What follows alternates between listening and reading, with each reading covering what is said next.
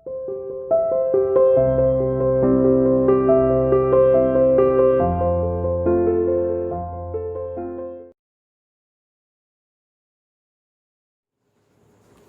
morning students, how are you? You are welcome to CR International online classes.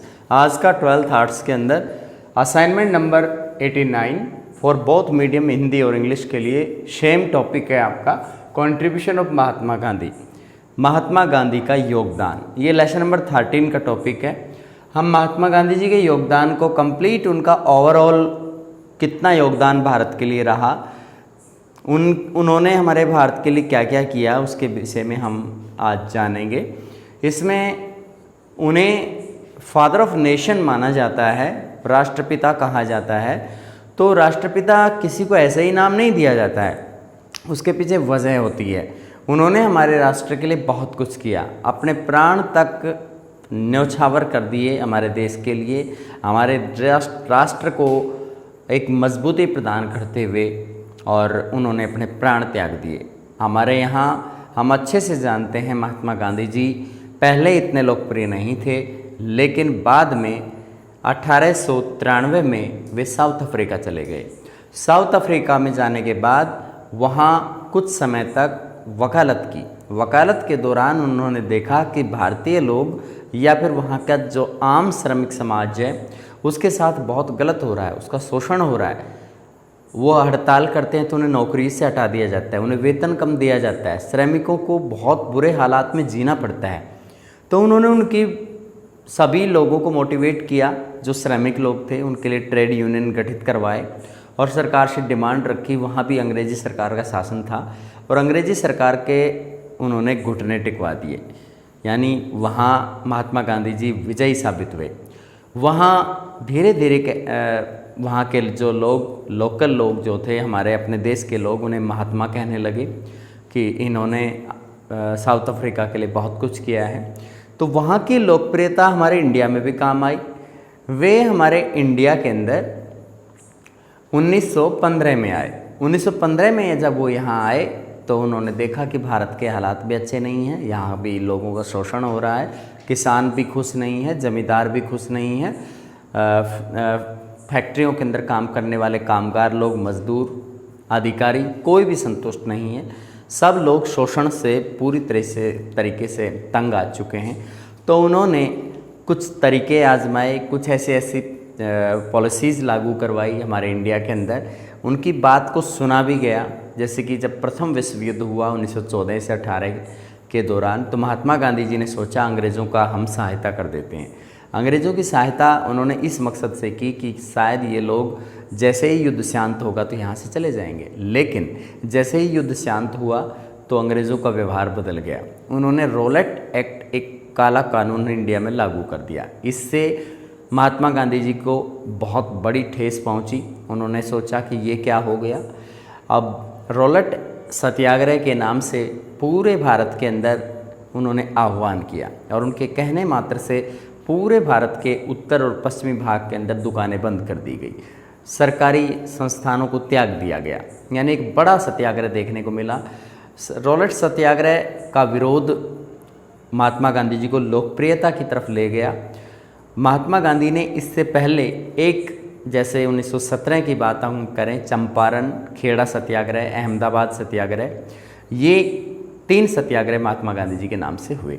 इससे पहले अगर हम उनके जीवन का सबसे पहला सत्याग्रह की बात करें तो वो साउथ अफ्रीका के अंदर है, और इंडिया के अंदर सत्याग्रह 1917 के अंदर माना जाता है।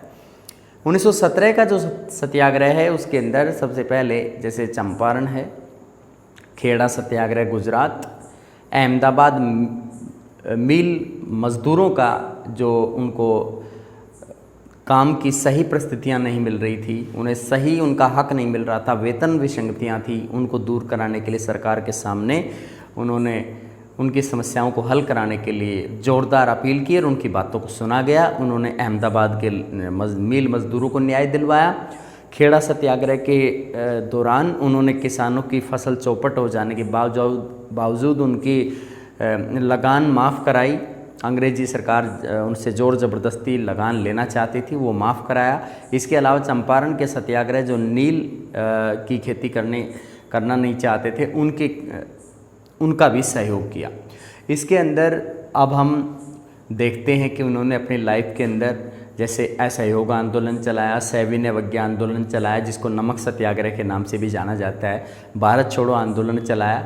ये तीनों आंदोलन बड़े आंदोलन रहे हैं। इसके अलावा असहयोग आंदोलन के समय पर खिलाफत आंदोलन में भी मुस्लिमों की मदद की ताकि मुस्लिम लोग ज़रूरत पड़ने पर हिंदुओं की मदद करें और भारत के राष्ट्र निर्माण में एक मजबूती आए। और इसके अलावा अंग्रेज़ों के लिए दोनों समुदाय मिल करके एक बड़ी चुनौती पैदा करें, जल्द से जल्द आज़ादी हासिल हो। ये उनके कुछ मकसद थे। इसमें हम आगे बढ़ते हैं। महात्मा गांधी जी का कंट्रीब्यूशन है। Mahatma Gandhi challenge the authority of British rule with the weapons of truth and non violence. उन्होंने सत्य और अहिंसा के दो हथियारों के साथ महात्मा गांधी ने अंग्रेजी साम्राज्य से लोहा लिया, उनका मुकाबला किया, जोरदार टक्कर दी। पॉलिटिकल लाइफ, उनका पॉलिटिकल लाइफ किस तरीके से रहा है? शुरुआत में उनका पॉलिटिकल कैरियर नहीं था। वैसे भी अगर हम देखें ओवरऑल तो महात्मा गांधी जी ने सक्रिय राजनीति बहुत कम की थी शुरुआत में, और बाद में भी अगर हम देखें भारत के आज़ाद होने के बाद भी उन्होंने कोई राजनीतिक पद हासिल नहीं किया। वो देश के प्रधानमंत्री, राष्ट्रपति नहीं बनना चाहते थे, वे देश की सेवा करना चाहते थे, सत्य अहिंसा का पाठ लोगों को पढ़ाना चाहते थे, पूरे राष्ट्र को एकजुट रखना चाहते थे। भारत और पाकिस्तान का जब विभाजन हुआ तो उन्हें बहुत दुख पहुंचा कि ये मेरा मतलब एक तरह से जो समग्र भारत है या अखंड भारत है वही असल में एक सच्ची जो राष्ट्र, सच्चा राष्ट्र है, और अगर हम उसके टुकड़े कर देंगे तो वो उसका अंग भंग होने वाली बात है। इसके अंदर पॉलिटिकल लाइफ के अंदर इन्होंने बहुत से राजनीतिक आंदोलन चलाए। इनके आंदोलनों की बदौलत अंग्रेजी सरकार के सामने चुनौतियां पैदा हुई। जब जब भी इन्होंने आंदोलन चलाए तो अंग्रेजी सरकार को इनकी बात माननी पड़ी और हमेशा ये विजयी होते थे। इनकी एक अलग छवि होती थी। अंग्रेजी सरकार ने उन्हें केसरे हिंद की उपाधि से अलंकृत किया हुआ था। इससे अलावा महात्मा गांधी जी को एक राजनीतिक महात्मा के रूप में उनको बहुत लोग बुलाते थे। गोपाल कृष्ण गोखले भी उनको महात्मा बुलाते थे, नेताजी सुभाष चंद्र बोस भी उनको महात्मा बुलाते थे। इसके अलावा life in south Africa, Africa देश के अंदर बहुत ही ज़्यादा विषमताएं देखने को मिलती थी। गोरा समुदाय काले समुदाय के साथ, अश्वेत समुदाय के साथ भेदभाव करता था। इसके अलावा फैक्ट्रियों के अंदर जो वहाँ कानून लागू थे वो कानून भी वेतन विसंगतियाँ थी, काम के घंटे सुनिश्चित नहीं थे, साफ सफाई का कोई प्रबंध नहीं था, काम की परिस्थितियाँ विपरीत थी। काम की अनुकूल परिस्थितियों की डिमांड वो लोग करना चाहते थे लेकिन उन्हें प्रॉपर नेतृत्व नहीं मिल रहा था, तो महात्मा गांधी जी ने उनको नेतृत्व प्रदान किया। उनको, महात्मा गांधी को साउथ अफ्रीका में लोग महात्मा के नाम से जानने लगे और उनका आंदोलन सफल रहा। अंग्रेजी सरकार को उनकी डिमांड माननी पड़ी। ये है लाइफ इन साउथ अफ्रीका। 1893 में ये महात्मा गांधी जी साउथ अफ्रीका गए। किसी एक व्यवसायी के कहने पर वे एक वकालत करने के लिए वहाँ गए। 1893 से 1915 तक वहाँ रुके। 1915 में इंडिया आ गए। इसके बाद लाइफ इन इंडिया, इंडिया के अंदर 1915 में आते ही उन्होंने देखा कि राजनीतिक हालात अच्छे नहीं हैं, यहाँ आर्थिक विषमताएं हैं लोगों में, लोगों का शोषण ज़्यादा हो रहा है, ना किसान खुश है, ना ज़मींदार खुश है, ना कोई और समुदाय खुश है, सब लोग परेशान हो चुके हैं। तो क्यों ना हम अपने इंडिया के लिए इस तरह का सॉल्यूशन ढूंढें, जो विदेशी शासन है उसको उखाड़ फेंकें। तो उनके जैसे यहाँ आते ही और राजनीतिक जो मतलब आंदोलन था वो गति पकड़ता चला गया। हमारे यहाँ पर प्रथम विश्व युद्ध उस समय चल रहा था जब इंडिया महात्मा गांधी जी आए। तो उस दौरान महात्मा गांधी जी ने आते ही महात्मा गांधी ने ये आह्वान किया भारतीय राष्ट्र के लोगों से कि सब मिलकर के अंग्रेजी सरकार की मदद कीजिए, क्योंकि अब इस समय प्रथम विश्व युद्ध चल रहा है और अंग्रेज़ों की अगर हम मदद करेंगे तो ये जैसे ही युद्ध का एंड होगा ये लोग यहाँ से चले जाएंगे। लेकिन ऐसा नहीं हुआ। युद्ध का एंड 1918 में हो गया और उनके एंड होते ही, युद्ध का एंड होते ही और किसी भी तरीके से अंग्रेज़ी सरकार यहाँ से जाने को खुश नहीं थी। वो यहाँ पर मजबूती से, उसने और भी सख्ती से अपने दमन को बढ़ा दिया। रोलेट एक्ट को लागू कर दिया। रोलेट एक्ट एक काला कानून था जिसमें बगैर किसी जांच के, बगैर किसी इंस्पेक्शन के किसी पर बगैर मुकदमा चलाए जेल में डालने का प्रावधान था, उससे भारतीय लोग नफरत करने लगे। और महात्मा गांधी जी को इस बात की बहुत ठेस पहुंची कि जो पहले हमने लोगों से कोऑपरेशन करने के लिए आह्वान किया था, अब हम उनको रोक रहे हैं, और ये उनको मतलब बड़ा बेहुदा लगा इस चीज़ को। तो उसके बाद में रोलट सत्याग्रह चलाया महात्मा गांधी जी ने। खिलाफत आंदोलन में मुस्लिम भाइयों की मदद की। खिलाफत आंदोलन के मुस्लिम लोगों की मदद करने की वजह से असहयोग आंदोलन में मुस्लिमों ने हिंदुओं की मदद की। और इसके बाद में सविनय अवज्ञा आंदोलन 12 मार्च 1930 से दांडी मार्च की यात्रा यानी दांडी यात्रा से स्टार्ट होकर के 6 अप्रैल 1930 जो दांडी नामक स्थान पर महात्मा गांधी जी और उनके 78 वॉलंटियर्स के साथ में वो लोग वहाँ पहुँचे। उन्होंने नमक कानून तोड़ करके अपने हाथों से नमक बनाया। उस समय नमक एक तरह से नमक पर अंग्रेजी साम्राज्य का एक अधिकार था। वो नहीं चाहते थे कि नमक का यूज़ भी भारतीय लोग अपनी मन मर्जी से करें। उनको मानना था कि अगर हम नमक को महंगा कर देंगे तो ये लोग इसको, क्योंकि ये खाने का अभिन्न अंग है, और इसको ये महंगे रूप में भी खरीदेंगे और उससे अंग्रेजी साम्राज्य को उसमें मदद मिलेगी। इसके अलावा वे भारत की मतलब एक तरह से जो भारत सांस्कृतिक आज़ादी है उसको प्रतिबंधित करना चाहते थे, क्योंकि हमारा खान पान, रहन सहन, वेशभूषा उसको वो कंट्रोल करना चाहते थे, अपने अनुसार से उनको ढाल देना चाहते थे, ताकि हर वक्त ये महसूस होता रहे कि हम पर अंग्रेजी साम्राज्य का शासन यहाँ चल रहा है। इसके अंदर हम और आगे बढ़ते हैं। Non cooperation movement. Non cooperation movement के बारे में मैंने कल भी बताया था। नॉन कोऑपरेशन मूवमेंट असहयोग आंदोलन को कहा जाता है। 1920 के अंदर कलकत्ता अधिवेशन में इसका प्रस्ताव पास किया गया था। कलकत्ता अधिवेशन सितंबर के अंदर इसको अधिवेशन पास होते ही इसको लागू किया गया और असहयोग आंदोलन शुरू हो गया।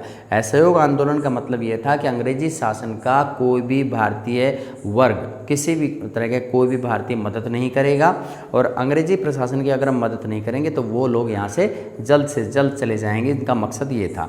उनके कहने मात्र से बहुत भारी संख्या में लोगों ने पूरे देश के अंदर आंदोलन बहुत जोर शोर से शुरू कर दिया। उत्तरी भारत में इसमें बहुत ज़बरदस्त सपोर्ट देखने को मिला। साउथ इंडिया ने भी सपोर्ट किया। लेकिन इसके अंदर जैसे असहयोग आंदोलन के दौरान एक मतलब प्रत्येक वर्ग का लगभग बराबर भागीदारी इसके अंदर देखने को मिली। सैनिक समुदाय ने मदद किया, और इसके अंदर जो मजदूर वर्ग है या किसान है, ज़मींदार है, ताल्लुकदार है या नवाब हैं, सब ने मिलकर के पूरी तरीके से कोशिश की कि किसी भी तरीके से अंग्रेजी साम्राज्य के जो लोग हैं या अंग्रेजी शासन जो है समाप्त हो जाए, यहाँ से लोग चले जाएं। सविनय जो असहयोग आंदोलन है, इसमें गोरखपुर के अंदर 1922 के अंदर गोरखपुर जो कि यूपी में पड़ता है, वहाँ पर 22 पुलिस वालों को जिंदा जला दिया गया। और इस हिंसात्मक घटना से आहत होकर के महात्मा गांधी जी ने इस आंदोलन को बंद कर दिया, जबकि वे एक ऐसी पोजीशन पर पहुंच चुके थे कि कुछ समय अगर असहयोग आंदोलन और कंटिन्यू हो जाता तो डेफिनेटली अंग्रेजी शासन अपने हथियार डाल देते और वो लोग यहाँ से चले जाते, उनकी हिम्मत जवाब दे जाती। लेकिन ये मतलब एक इसको मूर्खतापूर्ण फैसला भी कहा जाता है। महात्मा गांधी जी के इसे मूर्खतापूर्ण फैसला माना जाता है। कुछ नेताओं ने भी इसे गलत माना था कि ऐसे समय पर आकर आंदोलन को रोकना नहीं था। फिर उसके बाद में 1930 के अंदर 12 मार्च 1930 को नमक कानून तोड़ने के लिए नमक सत्याग्रह लागू किया। सविनय अवज्ञा आंदोलन शुरू किया गया। विनयपूर्वक अंग्रेजी साम्राज्य की आज्ञा की अवहेलना करना, इसका मतलब यह है कि अंग्रेजी साम्राज्य की बातें नहीं मानना, उनका कोई कानून नहीं मानना, और वो विनयपूर्वक करना, उसमें किसी तरह की उद्दंडता या हिंसा नहीं होनी चाहिए। और ये आंदोलन भी काफ़ी सफल रहा। इसमें भी हज़ारों लोगों को जेलों में बंद कर दिया गया था। असहयोग आंदोलन में भी हज़ारों लोगों को जेलों में बंद किया गया, बड़े बड़े नेताओं को जेलों में बंद किया, महात्मा गांधी जी को भी जेल में बंद किया गया। फिर 1932 के अंदर गोलमेज सम्मेलन रखे गए। 1930, 31, 32 इस तरह से गोलमेज सम्मेलन कंटिन्यू चलते रहे। किसी तरीके से इस आंदोलन को कमज़ोर बनाया जाए, महात्मा गांधी जी को बातों में उलझाया जाए। लेकिन महात्मा गांधी जी ने देखा कि ये मतलब हमारी कोई भी बात मानना नहीं चाहते हैं। लॉर्ड इरविन समझौता जो था वो मतलब बहकाने के लिए ही किया गया था। और गोलमेज सम्मेलन जो कि लंदन के अंदर आयोजित होता था, उसमें जो कांग्रेस की तरफ से, कांग्रेस के लीडर की तरफ से महात्मा गांधी जी ने दूसरे गोलमेज सम्मेलन में हिस्सा लिया, पहले और तीसरे गोलमेज सम्मेलन में हिस्सा नहीं लिया। जबकि विपक्ष में उस समय B.R. अम्बेडकर, जिनके विचार महात्मा गांधी जी से नहीं मिलते थे, उन्होंने तीनों के तीनों सम्मेलन के अंदर हिस्सा लिया, पहला गोलमेज में, दूसरे गोलमेज में और तीसरे गोलमेज में। तो यहाँ हम देखते हैं कि महात्मा गांधी जी का नॉन कोऑपरेशन मूवमेंट और सिविल डिसोबीडियंस मूवमेंट, इसको हम सविनय अवज्ञा आंदोलन कहते हैं, जो 12 मार्च 1930 को स्टार्ट हुआ था, हम उसके बारे में बता रहे हैं। अब इसके बाद है क्विट इंडिया मूवमेंट। जब महात्मा गांधी जी के 2 आंदोलन काफ़ी हद तक सफल रहे, तो तीसरा आंदोलन उन्होंने 9 अगस्त 1942 को स्टार्ट कर दिया, और ये आंदोलन भी ज़ोरदार, सबसे ज़ोरदार साबित हुआ। इसमें आम वर्ग से लेकर खास वर्ग ने, सभी ने सहयोग किया, प्रत्येक क्षेत्र ने सहयोग किया। भारी संख्या में लोगों को दमन किया गया, लोगों को जेलों में बंद किया गया, लेकिन कंट्रोल में स्थिति आ ही नहीं रही थी। और उस समय इंडिया के लोगों ने सिर्फ एक ही मतलब उनकी ज़ुबान पर था कि ये वो कहना चाहते थे कि क्विट इंडिया। उन्होंने ज़ोरदार आवाज़ बुलंद की और जगह जगह बैनर लटकाए, समाचार पत्रों के माध्यम से, पत्रिकाओं के माध्यम से, जल से जुलूस निकाले गए उनके माध्यम से, कि अंग्रेज़ों भारत छोड़ो के ज़ोरदार। अदर वर्क्स में हम ये चीज़ शामिल करेंगे महात्मा गांधी जी ने बाकी क्या क्या किया देश के लिए। भारत में जितना हम महात्मा गांधी जी का गुणगान कर सकते हैं उतना ही कम है। भारतीय सरकार ने हमारे राष्ट्रपिता महात्मा गांधी जी को सम्मान देने के लिए करेंसी पर उनकी फ़ोटो को छापा गया है, ये सब हम जानते हैं। और उन्हें ऐसा कोई भारतीय नहीं है जो महात्मा गांधी जी को ना जानता हो। उनकी लोकप्रियता इतनी ज़्यादा बढ़ी हुई है, पूरे विश्व स्तर पर अगर हम देखें महात्मा गांधी जी को विदेशों में भी बहुत लोग जानते हैं, उनको पहचानते हैं।